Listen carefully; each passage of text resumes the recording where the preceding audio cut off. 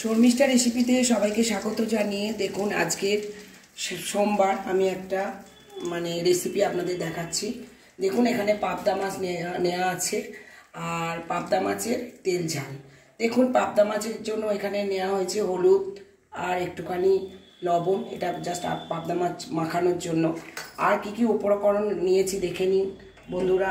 এখানে নেওয়া আছে একটু রসুন বাটা, এখানে নেওয়া আছে টমেটো একটা ছোট কুচি, এখানে পেঁয়াজ কুচি, এখানে আছে 4টে কাঁচা লঙ্কা কুচি, এখানে আছে একটু ধনে গুঁড়ো, জিরে গুঁড়ো, হলুদ গুঁড়ো, লঙ্কার গুঁড়ো, লবণ, আর এখানে আছে একটু সর্ষে বাটা, যেটা আমি জল করে রেখেছি কেন ওপর থেকে নেবো, নিয়ে আমি এটা জাস্ট তলাটা ফেলে দেবো।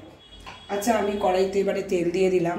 দেখুন কড়াই গরম হয়ে আছে, কড়াইতে তেল দিলাম। কড়াই আমার তেল খানিকটা রয়েছে, আমি এবারে কড়াই একটু লবণ দিয়ে দেবো যাতে মাছগুলো যাতে গায়ে না লেগে যায়।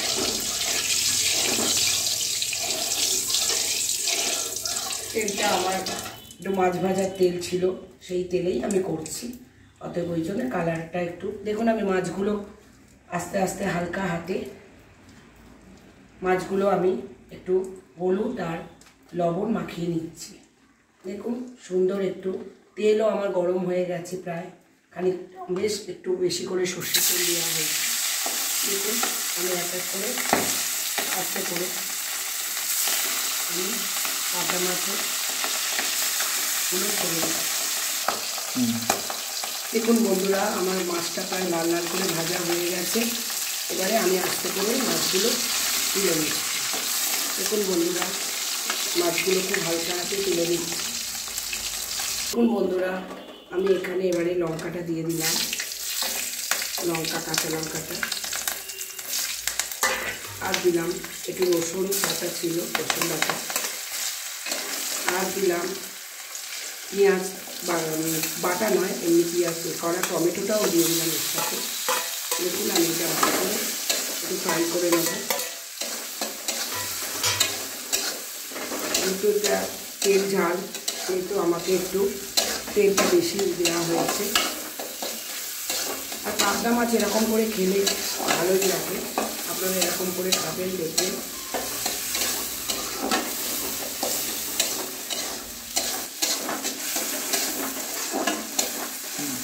দেখুন বন্ধুরা, আমার প্রায় পেঁয়াজ আর রসুন এগুলো সমস্ত প্রায়, টমেটো প্রায় একদম ভাজা হয়ে গেছে। এরপর আমি কি কি মশলা দিচ্ছি দেখুন। এখানে আমার হাতেরই ধনে গুঁড়ো, আচ্ছা এখানে আমার হাতেই ধনে গুঁড়ো, এখানে আছে জিরে গুঁড়ো, এখানে আছে অল্প হলুদ, আর এটা অল্প গুঁড়ো লঙ্কার গুঁড়ো, আর কিছুটা লবণ। এই হচ্ছে টোটাল উপকরণ। আমি এবারে এটা দিয়ে একটু যাই, মশলাটা একটু কষছি। দেখুন কষতে কষতে আস্তে করে আমার তেল ছেড়ে দিলে আমার মশলাটা কষা হয়ে যাবে। তারপর আমি নেক্সট উপকরণে যাব। দেখুন আস্তে আস্তে তেল ছেড়ে দিয়েছে, মশলাটা প্রায় ভাজা হয়ে গেছে। এরপর আমি আপনাদের বলেছিলাম একটুখানি সর্ষে বাটা আমি রেখেছি, যেটা জল দিয়ে রেখেছি, কেন সর্ষে এটা আমি কালো সর্ষেই দিয়ে করছি, কেননা সর্ষের যে ভুসিটা সেটা তলায় পড়ে যাবে। দেখুন বন্ধুরা, আমি এই মশলাটা কষা হয়ে গেছে, আমি এর মধ্যে এবারে সর্ষের কষাটা এটা দিয়ে দিলাম। দেখুন আমি এটা আবার ধুয়ে একটু জল দেব।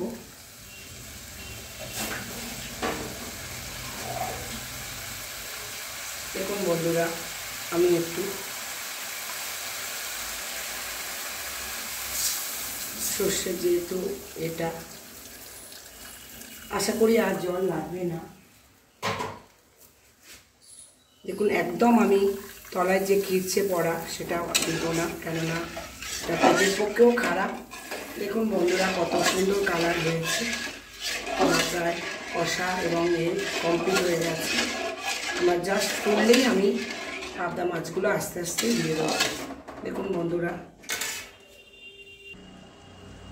দেখুন আমার এটা প্রায় মশলাটা এবং তেল ঝাল যে গ্রেভিটা সেটা দেখুন আস্তে আস্তে সুন্দর একটা স্মেল বেরিয়েছে। আমি আস্তে আস্তে মাছগুলো দিয়ে দিচ্ছি, কারণ মাছগুলো দিয়ে একটু সিদ্ধ হবে।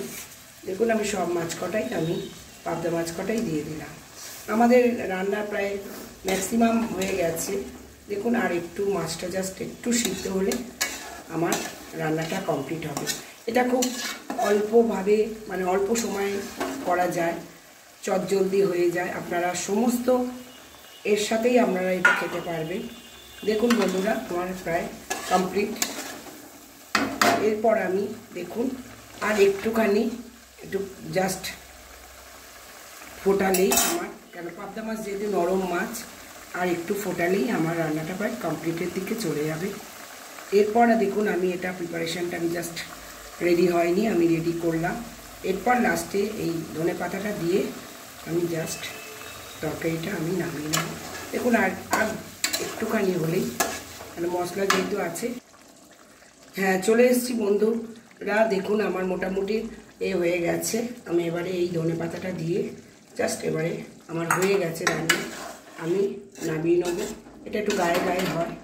আর দেখুন আমার তো মানে পাবদা মাছের যে তেল ঝাল প্রায় আমার কমপ্লিট। এবারে আমি এটাকে জাস্ট আমি একটা পাত্রে দিয়ে দেব।